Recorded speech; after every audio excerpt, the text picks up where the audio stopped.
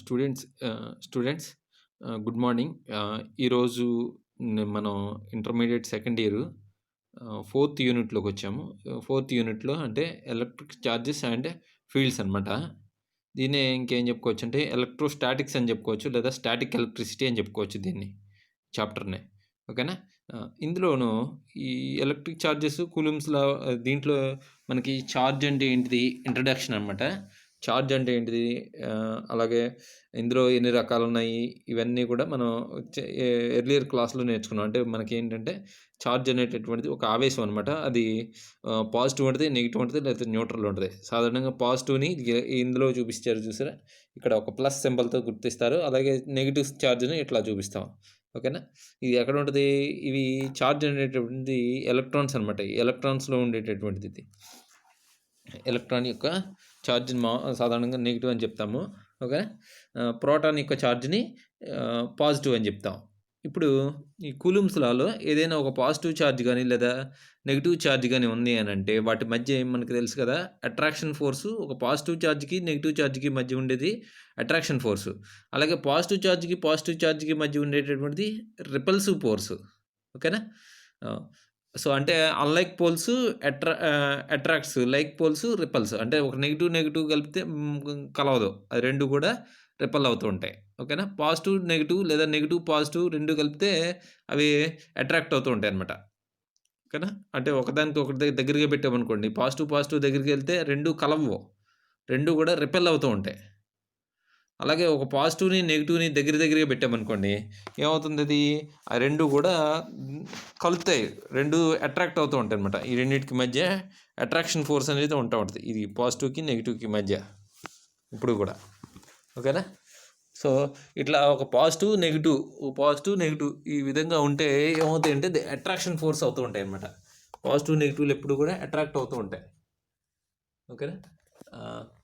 So ఇవి charges గురించి, charges యొక్క అట్రాక్షన్ లేదా రిపల్షన్, వీటి గురించి. అయితే ఇప్పుడు పాజిటివ్ నెగిటివ్ ఈ విధంగా అట్రాక్షన్ నెగిటివ్ రిపల్షన్ జరుగుతున్నాయి కదా. ఇందులో ఇప్పుడు మనం ఈరోజు తెలుసుకునేది ఏంటంటే కూలుమ్స్ లా గురించి తెలుసుకుందాం. కూలుమ్స్ లా ఏంటిది, కూలుమ్స్ లాలో మనకి ఏవైనా ఒక రెండు ఛార్జెస్ల మధ్య అది అట్రాక్షన్ ఫోర్స్ కానీ లేదా రిపల్షన్ ఫోర్స్ కానీ. ఓకేనా.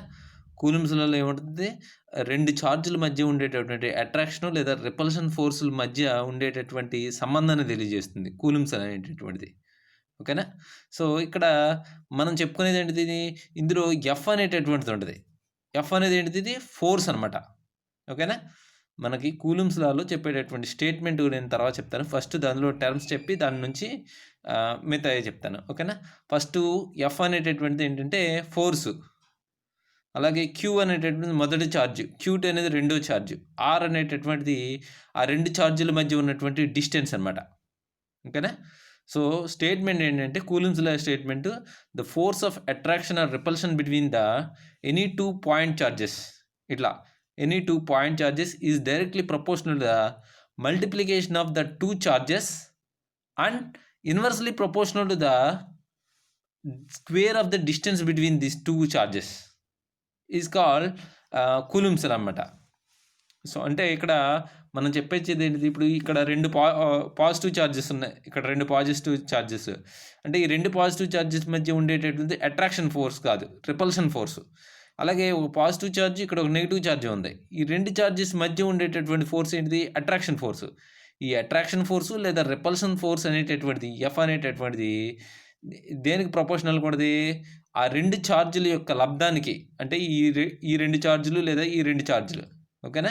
ఫర్ సపోజ్ ఈ రెండు తీసుకుంటే కనుక, ఈ పాజిటివ్ మట్టుకి తీసుకుంటే ఈ రెండు ఛార్జీల యొక్క లబ్ధానికి ఈ ఫోర్స్ అనేటటువంటి డైరెక్ట్లీ ప్రపోర్షనల్గా ఉంటుంది. అంటే ఇది పెరిగితే ఇది పెరుగుతుంది అనమాట, ఇది పెరిగితే ఈ ఎక్కువ ఉంటే ఇది ఎక్కువ ఉంటుంది, అట్లా. ఓకేనా.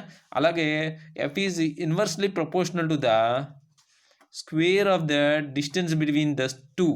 అంటే ఈ రెండింటి మధ్య ఉండేటువంటి దూరం ఉంటుంది కదా, ఇక్కడ నుంచి ఇక్కడికి ఉన్నటువంటి దూరం ఉంటుంది కదా, ఈ ఛార్జ్ నుంచి ఈ ఛార్జ్ వరకు ఉన్నటువంటి డిస్టెన్స్ ఉంటుంది కదా, దీన్ని ఆర్ అంటాం. ఈ ఆర్కి యొక్క స్క్వేర్కి ఇన్వర్స్లీ ప్రపోర్షనల్గా ఉంటుంది అనమాట.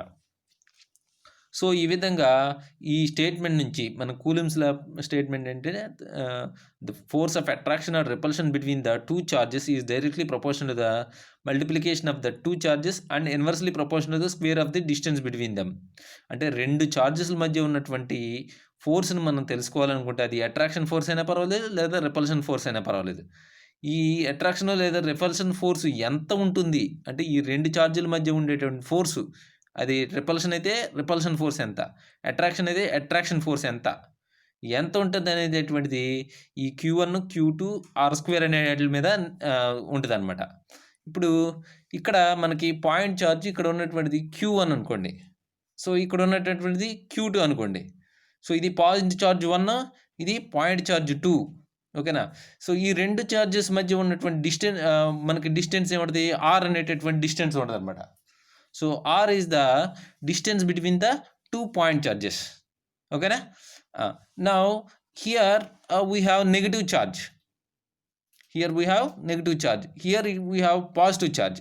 So between these two charges we have the attraction force. So previously we know that between the two positive charges we have repulsion force. Likewise we have here attraction force. The quantity, how much quantity of force is there between these two charges is F is directly proportional to the Q1 Q2 by R². Okay na? So in other words we can write this, if we remove this proportionality, then we can say that F is equals to 1 by 4 pi epsilon naught into Q1 Q2 by R². ఓకేనా. This is that means ఇక్కడ మనకి F అనేటటువంటిది 1/4 pi epsilon naught into Q1 Q2 by R². ఇక్కడ మేము మనకు డెఫినేషన్లో you మాత్రమే చెప్పాం, ఇది చెప్పలేదు. ఇది 1/4 pi epsilon naught అనేటటువంటిది. ఈ 1/4 pi epsilon naught అనేటటువంటిది ఏంటంటే ఒక కాన్స్టెంట్ వాల్యూ. ఓకేనా. పై అంటే 1/4 ఇంటూ పై అంటే 22/7. ఎప్సిలాన్ అంటే దీన్ని ప్రవేశశీల్యత అని అంటారు. అంటే యానకం యొక్క ప్రవేశశీల్యత అనుకో తీసుకుంటాం అనమాట. సో ఈ విధంగా ఈ ఫోర్స్ అనేటటువంటిది కూలుమ్స్ లా ప్రకారం ఫోర్స్ అనేటటువంటిది ఈ విలువను కలిగి ఉంటుంది అనమాట. F is equals to 1/4 pi epsilon naught into Q1 Q2 by R² అనేటటువంటి వాల్యూని కలిగి ఉంటుంది అనమాట. ఓకేనా. ఇప్పుడు రెండు పాయింట్ చార్జెస్ని తీసుకున్నాం కదా మనం ఇక్కడ ఇది 2 అనేటటువంటి ఫర్ సపోజ్ ఇది 2, ఇది 4 అనుకోండి ఫర్ సపోజ్ చార్జ్ వాల్యూ అంతే. ఓకేనా. 2 4 అనుకోండి. ఇప్పుడు దీనికి మధ్య ఉండేటువంటి రిపల్షన్ ఫోర్స్ కావాలి అని అనుకుంటే కనుక F is directly proportional to లేదా is equals to 1/4 pi epsilon naught values substitute చేసి, అంటే ఇది మీడియం మీద డిపెండెంట్ ఉంటుంది ఎప్సిలాన్ నాట్ వాల్యూ అనేటటువంటిది సబ్స్టిట్యూట్ చేసి Q1 వాల్యూని అలాగే Q2 వాల్యూని ఈ Q1 Q2లో సబ్స్టిట్యూట్ చేసి, ఇప్పుడు ఈ రెండు చార్జెస్ మధ్య ఉన్నటువంటి డిస్టెన్స్ ఉంటుంది కదా, అది 2 మీటర్లు అయితే 2 మీటర్లు, లేకపోతే 3 మీటర్లు అయితే 3 మీటర్లు, 4 అయితే 4 మీటర్లు. ఈ దీని యొక్క స్క్వేర్ని ఏం చేస్తామంటే ఈ R వాల్యూలో సబ్స్టిట్యూట్ చేస్తాం. ఓకేనా. అలా సబ్స్టిట్యూట్ చేసి వచ్చిన వాల్యూని ఈ ఎప్సిలాన్ నాట్ వాల్యూ అనేది మీడియం మీద ఆధారపడి ఉంటుంది. ఓకేనా. ఈ వాల్యూస్ అన్ని సబ్స్టిట్యూట్ చేస్తే మనకు మల్టిప్లికేషన్ చేస్తే వచ్చే వాల్యూ ఎఫ్ అనేటటువంటి వాల్యూ ఉంటుంది కదా, ఈ ఎఫ్ అనేటటువంటి వాల్యూ ఎంతైతే వస్తుందో అదే ఈ రెండు ఛార్జీల మధ్య ఉన్నటువంటి ఫోర్స్ అనమాట. ఓకేనా. అది అట్రాక్షన్ అయితే అట్రాక్షను లేదా రిపల్షన్ అయితే రిపల్షను. ఓకేనా. సో ఈ విధంగా మనకి కూలుమ్స్ లా అనేటటువంటిది తెలియబడుతుంది అనమాట. రెండు ఫోర్స్ కూలుమ్స్ లా అనేటటువంటిది ఎందుకని రెండు ఛార్జీల మధ్య ఉన్నటువంటి బలం ఎంత పని చేస్తుంది, అది అట్రాక్షన్ అయినా రిపల్షన్ అయినా ఆ బలం అనేటటువంటిది ఎంత పని చేస్తుంది అనేటటువంటిది తెలియజేస్తుంది అనమాట. ఓకేనా.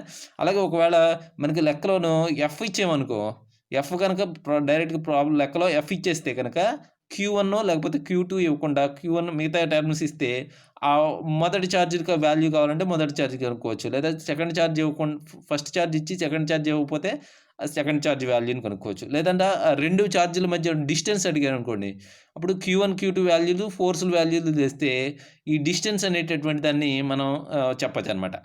ఓకేనా. సో ఈ విధంగా మనం కూలుమ్స్ లాని మనకి కావాల్సినట్టు ఛార్జెస్ మధ్య ఉన్నటువంటి ఫోర్స్ వాల్యూని తెలుసుకోవడానికి ఉపయోగపడుతుంది అనమాట. ఓకేనా. Thanks for watching this video.